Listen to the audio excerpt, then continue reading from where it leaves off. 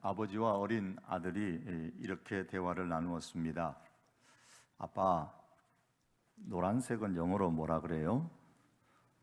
아빠가 신이 났어요. 아는 거 질문했으니까 자신 있게 대답합니다.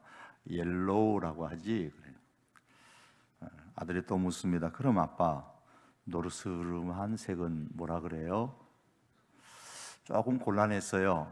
그래도 아버지가 지혜를 짜내어서 세미 옐로우라고 하지 않을까? 그랬어요. 그랬더니 아들이 또 질문합니다. 아빠, 그럼 누리끼리 한 색은 뭐라 그래요? 누른색은 뭐라 그래요? 센 노란색은 뭐라 그래요? 아들이 계속 던지는 질문에 그 아빠가 대답을 못했습니다. 여러분, 우리나라는 그 색깔 하나를 표현하더라도 참 표현하는 방법이 다양하죠. 그런 면에서 우리 언어가 굉장히 좋은 것 같습니다. 영어에서 그거 다 어떻게 표현하겠어요? 이 표현하는 방법이 다양하니까 생각하는 것도 아주 다양합니다. 앞에 가을 그림이 있습니다만은 아마 무슨 색이냐고 물으면은 사람마다 아마 다양하게 생각하고 또 표현하는 분들이 계실 겁니다. 이 가지각색이다, 다양하다 라는 이런 측면이 때로는 창의적이어서 좋기도 하지만 이 신앙의 세계에서도 가지각색, 다양성의 특성이 나타나요. 이제 성령의 은사가 각 사람마다 다르잖아요. 사람들의 신앙의 색깔이 또 가지각색이에요. 그런데 이런 신앙의 그 특성이 다양한 것은 좋은데 이게 조금 잘못된 방향으로 다양성이 나가면 자기 고집대로, 자기 생각대로, 멋대로 믿으려는 생각이 경향이 나타납니다. 고집을 피우면서 멋대로 아주 독특하게 믿으려고 하면 반드시 탈이 나게 됩니다. 성경을 해석하고 성경을 볼 때도 지금까지 들어보지 못한 어떤 희한한, 이상한, 나만이 아는 그런 해석을 할 수 없을까라고 연구하다 보면 반드시 잘못 빠져나가요. 어떤 일이 생기느냐? 가짜 신앙을 만들어 놓고 이게 자기를 지키는 진짜 신앙이라고 우기고 그렇게 고집하며 살게 됩니다. 이게 광야 이스라엘 백성들의 금송아지 사건인 겁니다. 금송아지 만들어 놓고 하나님 섬긴다고 했던 그런 우기는 신앙이 되고 말아요.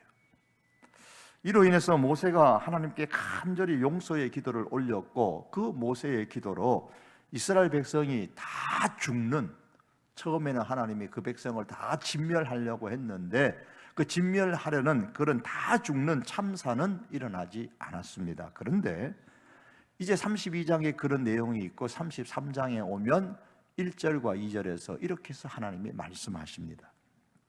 여호와께서 모세에게 이르시되 너는 내가 애굽 땅에서 인도하여 낸 백성과 함께 여기를 떠나서 내가 아브라함과 이삭과 야곱에게 맹세하여 내 자손에게 주기로 한 그 땅으로 올라가라.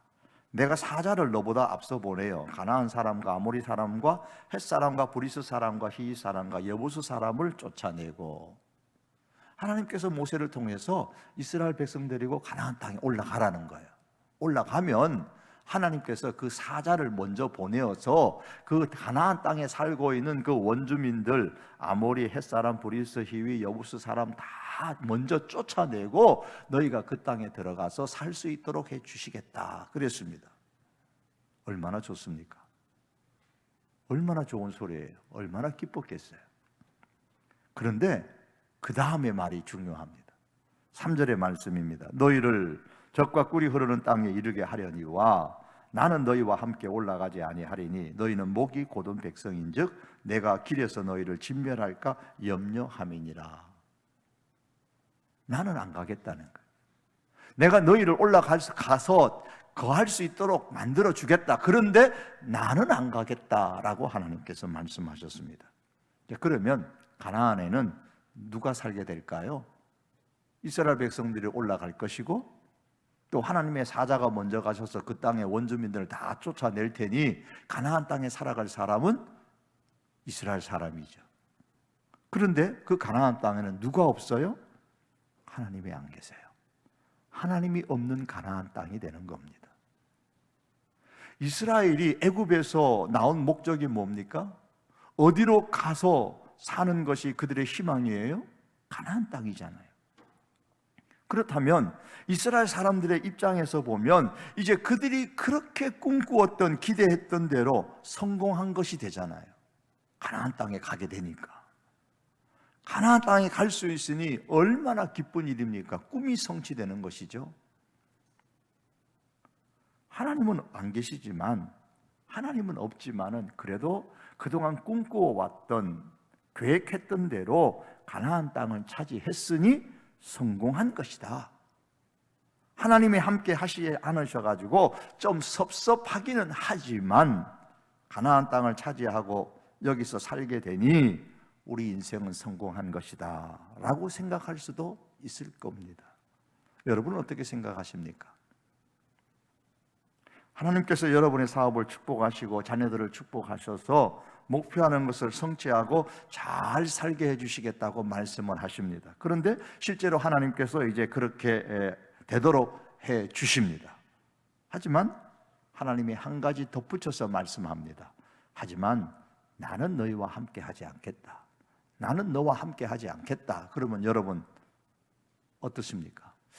섭섭하긴 하지만 그래도 잘 살게 됐으니까 좋네요 라고 하실 겁니까? 그러면 여러분의 인생은 성공한 겁니까? 아닙니까? 이렇게라도 되었으면 좋겠다라고 생각하십니까? 아니면 이렇게 되면 안 된다고 생각하십니까? 여러분, 우리가 기억해야 될 게 한 가지 있습니다. 하나님 없는 성공은 성공이 아닙니다. 하나님이 빠지면 하나님 한 분 하나가 빠진 것이 아니고 전부가 다 빠진 겁니다. 비록 목표를 성취하고 잘 살아도, 비록 우리의 자녀가 조기 목표 달성을 해도 하나님께서 함께 하시지 않는다면 그것은 성공한 것이 아닙니다. 예컨대 우리의 소유를 숫자로 0이라고 하십시다. 우리의 자녀가 잘 되는 것도 0이라고 하십시다. 사업이 형통한 것도 0이라고 하고 건강한 것도 0이라고 합시다. 그런데 하나님은 1이십니다. 1이 없는 0은 아무리 많아도 그것을 조합해도 0입니다. 1이 있어야 합니다. 1이 있어야 그 0이 의미가 있는 거예요. 그런데 그 1이 있어도 제일 나중에 있거나 혹은 중간에 있으면 좋지 못합니다. 0001 001 00 없는 것보다는 낫겠지만 숫자가 별로 높지 않아요. 1이 제일 먼저 앞에 나와야 합니다. 그러면 그렇게 쓸모없는 0들이 비로소 쓸모있게 됩니다. 많으면 많을수록 좋습니다. 1, 0, 10, 1, 0, 0, 100, 1, 0, 0, 0, 1000, 1, 0, 0, 0, 0, 만. 1이 제일 앞에 나오면 0이 많으면 많을수록 좋은 거예요. 쓸모 있으려면 어떻게 해야 된다고요? 1이 제일 앞에 나와야 되는 거예요. 이와 같이 하나님이 제일 먼저 이어야 합니다. 하나님께서 함께 하시는 것이 제일 먼저입니다. 그럴 때 우리 인생에 다른 것이 잘 되는 것이 쓸모가 있고 유익한 것입니다. 하나님이 제일 앞에 있을 때에 소유가 많은 것도 좋고 자녀가 성공하는 것도 좋고 사업이 형통한 것도 좋고 건강한 것도 좋고 다 좋은 겁니다. 하지만 하나님께서 함께 하시는 것이 제일 앞에 나오지 아니하면 아무리 재산이 많아지고 자녀가 잘 되고 사업이 형통하고 건강해도 결과는 그냥 0일 뿐입니다. 좋은 게 없습니다. 그걸 알기 때문에 4절에 보시면 이스라엘 백성은 가나안 땅에 들어가도 그들이 가나안 땅에 들어가는 그 기대가 성취되어도 가나안 땅에 가서 살게 되는 그 희망이 성공을 해도 하나님이 함께 가지 않으시겠다 그 말씀을 듣고 슬펐다 그랬어요. 슬퍼했습니다. 그러므로 성도 여러분, 사람은 하나님과 함께 계셔야 합니다. 하나님이 함께 하시지 않는 가나안은 이스라엘 백성들에게는 아무런 의미가 없습니다. 하나님이 함께 하시지 않는 성공은 결코 우리 영혼의 방황을 가져오게 되고 결국에는 파국에 이르게 됩니다. 하나님께서 함께 하실 때에 비로소 이스라엘에게 있어서 가나안의 삶이 의미가 있는 것이고, 하나님이 함께 하실 때에 우리의 삶이 의미가 있는 겁니다. 그런데 왜 하나님은 이스라엘 백성은 가나안 땅에 가게 하겠다, 그리고 하나님의 사자를 먼저 보내어서 그 백성들을 다 원주민 다 쫓아내고 그렇게 살도록 해주겠다고 하시면서 하나님 자신은 함께 가지 않으시겠다라고 말씀하셨을까요? 3절 하반절에 그 해답이 나오죠. 너희는 목이 곧은 백성인즉 내가 길에서 너희를 진멸할까 염려함이니라. 목이 곧다라는 말은 소나 말이 때로는 그 농부의 말을 듣지 않고 자기 고집대로 버티는 것을 표현하는 거예요. 지금 농부는 소를 앞으로 끌고 가려고 하는데 소가 머리를 떼면서 안 가려고 안간 힘을 씁니다. 한 발짝도 안 움직입니다. 때로는 오른쪽으로 오른 길로 가려고 하는데 자기는 왼쪽 길로 가려고 합니다. 뒷걸음질 칩니다. 고집이 세서 하나님의 말씀에 순종하지 아니하려고 하고 자기 멋대로 믿으려고 하는 사람을 표현할 때에 목이 곧은 사람이라 그렇게 말하는 겁니다. 자기 멋대로 고집대로 믿으려고 하는 성도가 목이 곧은 백성입니다. 이런 사람들은 보다 나은 믿음의 길을 제시하면 주로 반응이 이렇습니다. 놔두세요. 제 길은 제가 알아서 갑니다. 제가 갈 때 되면 갈 거고 내가 오른쪽으로 가고 싶으면 그때 되면 갈 거니까 내 믿음은 내가 알아서 합니다. 그냥 좀 놔두세요. 그럽니다. 여러분, 사람이 자기 믿음은 자기가 알아서 할 정도의 실력이 되고 수준이 된다면 하나님께서 이 땅에 교회를 두실 필요도 없으시고 성경과 목회자를 두실 필요도 없습니다. 그게 안 되니까, 그게 안 된다는 사실을 하나님은 너무나 사람에 대해서 잘 아시니까 교회도 두고 성경도 주시고 목회자도 두고 하는 것입니다. 바울은 이렇게 말합니다. 내가 하나님의 열심으로 너희를 위하여 열심 내노니, 왜 열심을 내느냐? 하나님의 열심으로 열심을 내는 이유를 이렇게 설명합니다. 너희 마음이 그리스도를 향하는 진실함과 깨끗함에서 떠나 부패할까 두려워하노라. 너희를 그냥 가만히 두면 그리스도를 떠나서 너희의 영이 부패할까 봐 내가 두려워서 하나님의 열심으로 너희를 위하여 내가 열심을 낸다고 했습니다. 그냥 두면 누구나 다 그리스도를 떠나고 그 심령이 부패하게 됩니다. 그래서 하나님은 교회도 두시고 말씀도 주시고 성경도 주시고 목회자도 주시고 하는 겁니다. 자기 고집대로 멋대로 신앙생활하려는 이 이스라엘 백성들을 향하여 너희를 가나안 땅에 들어가서 살게 하겠다. 그러나 나는 너희와 함께 가지 않겠다. 목이 곧은 그 마음으로 너희가 그대로 가나안 땅 가는데 내가 함께 하면 내가 너희를 진멸할까 싶어서 내가 안 가겠다라고 말씀하시는 거예요. 왜요? 목이 곧은 백성이니까 금송아지 우상 섬겼거든요. 그러니 이스라엘 땅으로 가는 과정 속에 너희가 또다시 그와 같은 일들을 반복할까 싶어서 그러면 내가 너희를 진멸할 것이 아니냐. 그러니 내가 너희와 함께 가지 않겠다고 하시는 거예요. 그렇게 말씀하셨던 하나님께서 이제 반전이 일어납니다. 14절에 보시면 이렇게 말씀하죠. 여호와께서 이르시되 내가 친히 가리라. 어디로? 가나안 땅으로 가시겠다는 겁니다. 내가 너를 쉬게 하리라. 왜 하나님의 마음이 이렇게 바뀌어졌을까요? 거기에는 모세의 기도가 있었습니다. 앞에 나오는 12절과 13절 말씀이 그 내용인데 이 시간에는 말씀드리지 않으려고 합니다. 모세의 간절한 기도를 들으시고 하나님께서 그 마음을 바꾸셨습니다. 그런데 한 가지 조건이 있습니다. 그 조건은 5절 말씀에 기록되어 있습니다.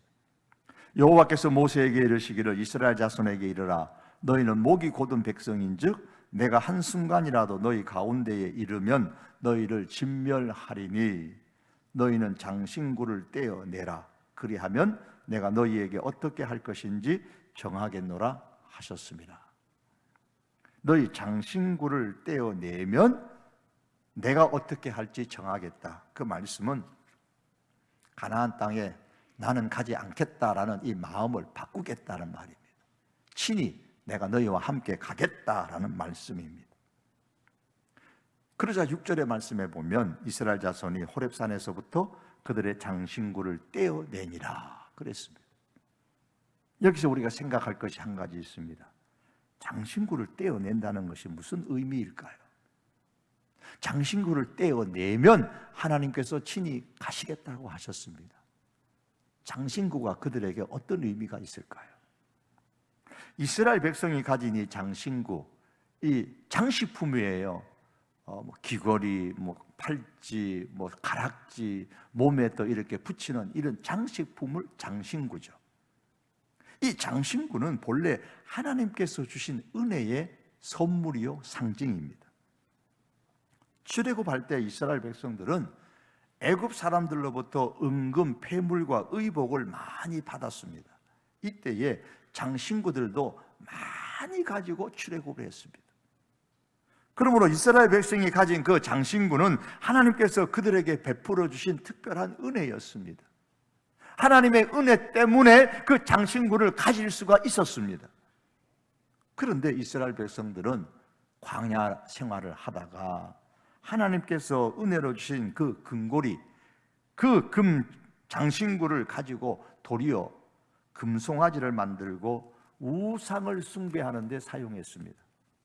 출애굽기 앞에 나오는 32장 2절과 4절입니다. 아론이 그들에게 이르되 너희의 아내와 자녀의 귀에서 금고리를 빼어 내게로 가져오라.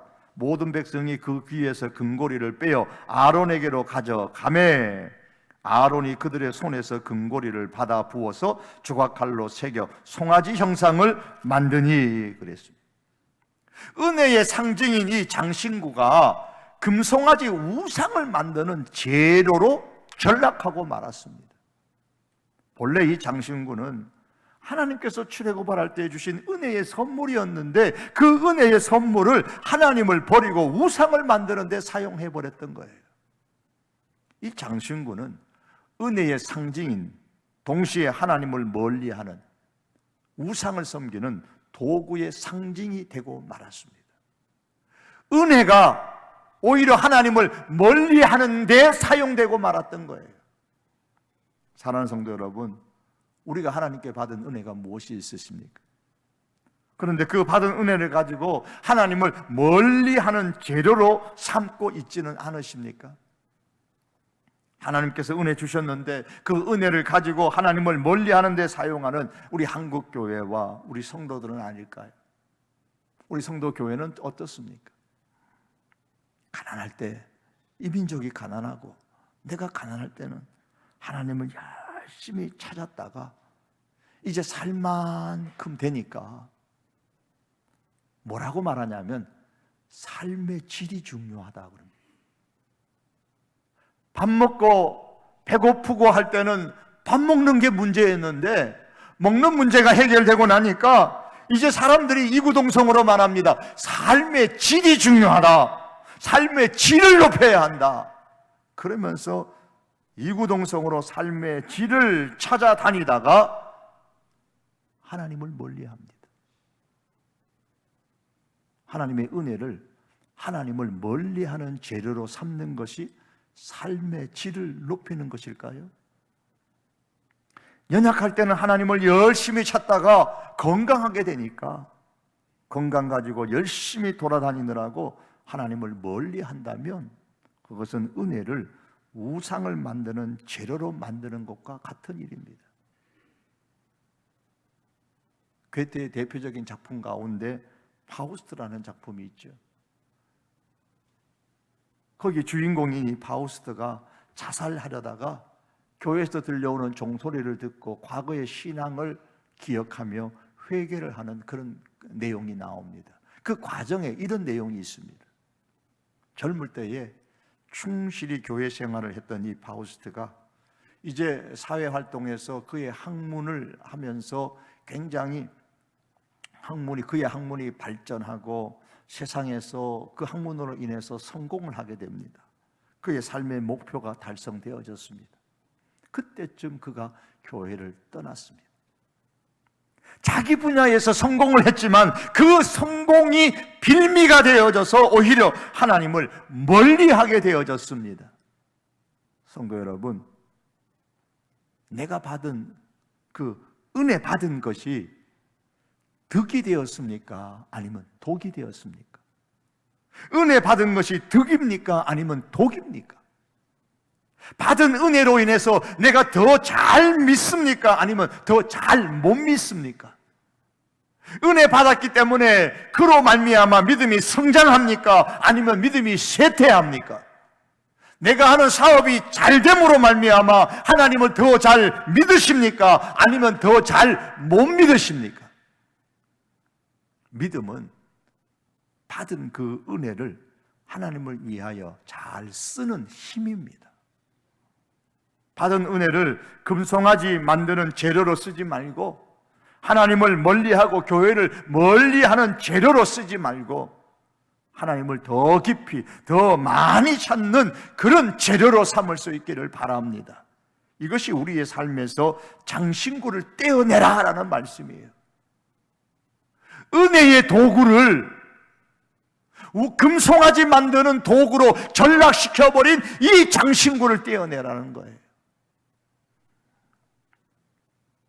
처음에는 그렇지 않았죠. 초심을 잊지 말라라는 말이 있습니다. 처음에는 누구나 잘 하려고 애를 씁니다. 그런데 끝까지 잘하는 것이 쉽지 않기 때문에 나온 말이 초심을 잊지 말라라는 말입니다. 우리가 직분을 처음 받을 때, 내가 처음 예수님을 받을 때, 믿을 때 받은 은혜, 그 초심을 잊지 말아야 됩니다.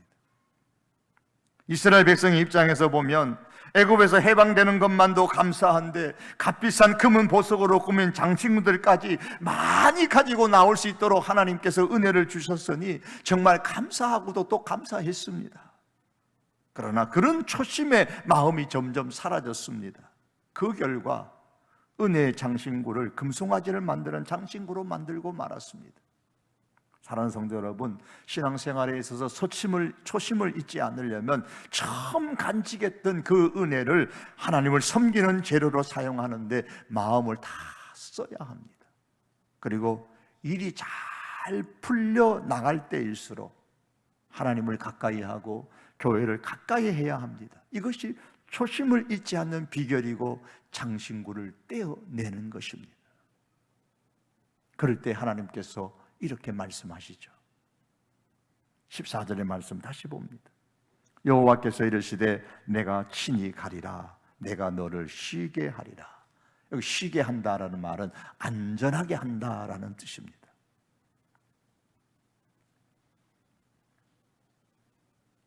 이런 말이 있습니다. 식물은 땅에 속함으로써 그 뿌리가 땅으로 내려가고, 동물은 사람에게 속함으로 머리를 옆으로 향하고, 사람은 하나님께 속함으로 머리가 위로 향한다라는 말이 있습니다. 사람이 가장 안전할 때가 언제입니까? 머리가 위로 있을 때입니다. 머리가 땅으로 있으면 안전하지 않아요. 머리가 위로 있을 때가 가장 안전할 때입니다. 머리가 계속 옆으로 있으면 어떤 상태죠? 그건 죽은 상태죠. 머리가 항상 위로 있어야 가장 안전할 때입니다. 하나님께서 함께 하실 때, 우리 사람이 하나님을 향하여 있을 때가 가장 안전할 때입니다. 인생의 길은 정글과 같고 하나님은 그 정글을 인도하시는 안내인이기 때문에 우리가 하나님을 향해 있을 때에 가장 안전합니다. 아프리카 밀림 깊숙이 사파리 여행을 해본 사람들의 이야기를 적은 글에 보면 이런 글이 있습니다. 그 정글에서 사파리 여행객들을 데리고 앞장선 안내인이 정글용 칼을 가지고 앞에 있는 잡초와 무성한 가시 덤불들을 잘라내면서 한없이 계속 길을 앞으로 갑니다. 얼마나 갔던지 피곤하고 더위에 지친 여행객들이 짜증 섞인 목소리로 물었습니다. 여기 도대체 어디입니까? 얼마나 왔습니까? 우리를 어디로 데려가는 거죠? 길은 어디에 있습니까? 언제 길이 나옵니까? 이 노련한 안내인은 그런 대답은 하나도 해주지 않았어요. 여기가 어디입니다. 이 정글은 지금 이렇게 힘든 곳입니다. 길은 얼마나 가면 전동 나옵니다. 그런 설명은 하지 않고 뒤돌아보면서 딱 한마디 했습니다. 제가 길입니다. 이 정글에서는 제가 길입니다. 그러니 저를 따라오세요. 우리는 똑같은 질문을 하나님께 합니다. 하나님, 우리를 어디로 몰고 가시는 겁니까? 길은 어디에 있죠? 이 코로나 팬데믹 이거 언제 끝납니까? 안내인처럼 우리 주님은 역시 우리들에게 상세한 대답을 해주지 않습니다. 코로나 팬데믹은 몇 년 몇 월 되면 끝날 것이고 이 인생의 정글의 그 숲은 지금 어느 정도로 위험하고 얼마나 가면 평탄한 길이 나오고, 하나님은 이런 거 하나도 주님은 우리에게 말씀하지 않습니다. 왜? 대답해줘야 우리가 그 뜻을 다 이해할 수 없기 때문입니다.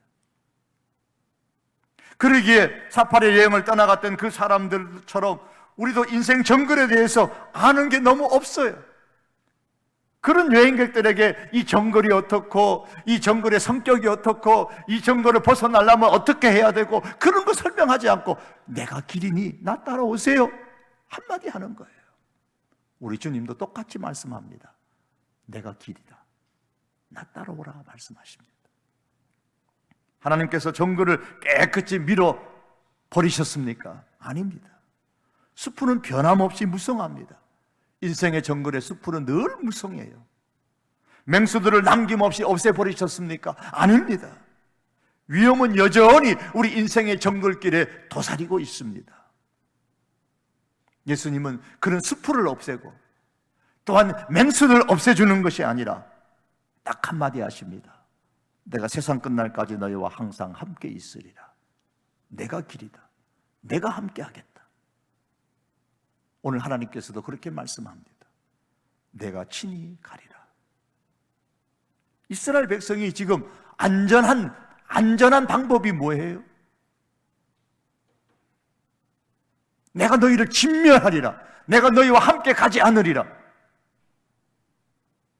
그런 이스라엘 백성들을 향하여서 이제는 내가 친히 가리라. 하나님 함께 가시면 우리가 진멸합니까? 아니다. 너희가 안전할 것이다 라고 하셨습니다.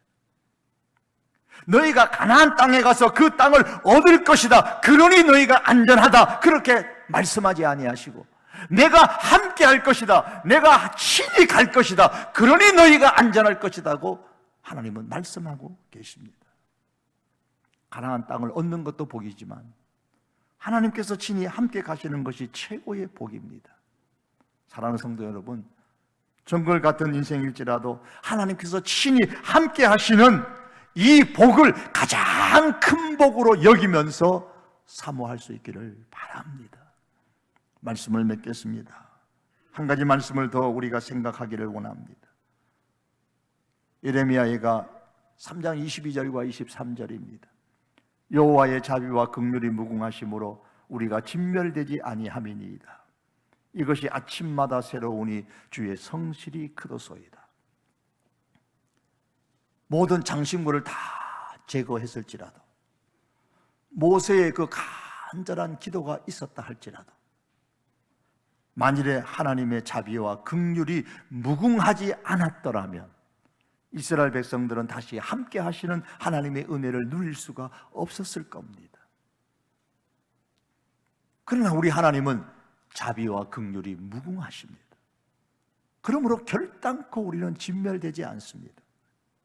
아무리 우리 인생길이 정글과 같은 곳이라고 할지라도 그 하나님의 자비와 긍휼의 무궁하심 때문에 우리는 진멸되지 않습니다. 하나님의 자비와 긍휼은 하나님의 백성과 친히 가는 안내인의 역할을 해줍니다. 아침마다 하나님께서, 매일매일 하나님께서 그 하나님의 자비와 긍휼로 우리를 보호하시고 인도하시고 품어주십니다. 아침마다 하나님께서 자비와 긍휼로 우리를 따라 친히 가십니다. 요나가 배를 타고 도망치는 중에서도 자비와 긍휼의 하나님께서 그 바다까지 따라가셨습니다. 예수님을 부인하고 고기 잡으러 고향에 돌아갔던 그 베드로는 자기 이름을 부르는 소리를 듣고 고개를 돌려 보니 아침을 짓고 계시는, 자기를 위하여 아침을 짓고 계시는 예수님을 보았습니다. 주님께서 그의 실패를 개의치 아니하시고 베드로를 다시 찾아오셨습니다. 주님의 자비와 긍휼을 가지고 말입니다. 사랑하는 성도 여러분, 이스라엘은 하나님이 함께 하시지 않는 가나안의 삶을 원하지 않았습니다. 우리 역시 하나님이 없는 그런 성공을 원하지 않기를 바랍니다. 오히려 하나님 없는 그런 목표의 달성을 슬퍼하고 두려워하시기를 바랍니다. 하나님 없는 성공은 성공이 아닙니다. 내가 친히 가리라, 하나님으로부터 이 말씀을 듣는 것을 가장 큰 복으로 여기고 이 말 듣기를 구하는 우리들이 되기를 원합니다. 이를 위해 우리는 은혜 받은 나의 장신구를 하나님을 멀리하는 재료로 사용하지 마십시다. 오히려 하나님께로부터 받은 그 장신구를 가지, 초심을 잃지 말고 하나님을 멀리하게 만드는 그 장신구를 우리의 삶에서 떼어넣어 버리시기를 바랍니다. 그로 통해서 무궁한 하나님의 그 자비와 긍휼이 우리에게 임하여서 정글 같은 인생길을 우리가 걸어간다 할지라도 우리의 삶에 우리 하나님께서 오늘도 여전히 내가 친히 가리라, 내가 친히 너희와 함께 가리라, 이로 통해서 쉼이 있고 이로 통해서 안전을 얻을 수 있는 그런 인생길이 될 수 있기를 주님의 이름으로 축복합니다. 기도합니다.